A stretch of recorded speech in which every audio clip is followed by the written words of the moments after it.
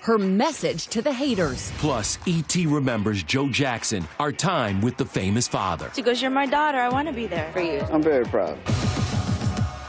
This is Entertainment Tonight. Okay, this could be one of the coolest photos ever. Brad Pitt hanging with Leonardo DiCaprio. We have got the story behind that. But first, let's get into Brad's.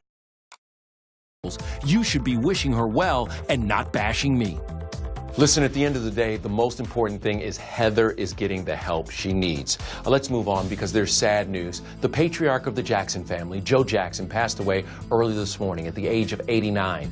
He had been hospitalized with terminal cancer. Daughter LaToya posted this today, quote, "I will always love you. You gave us strength. You made us one of the most famous families in the world."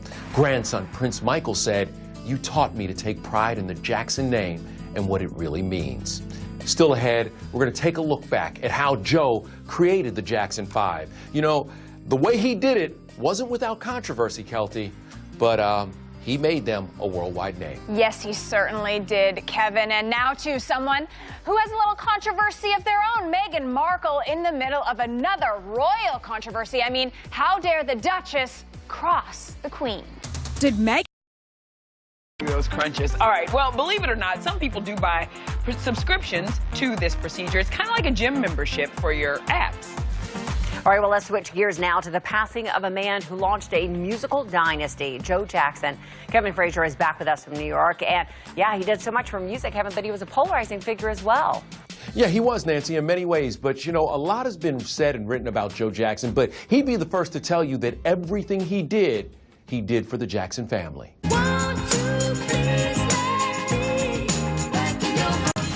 He was the patriarch who drove his children to unprecedented success and built the family name into a music dynasty.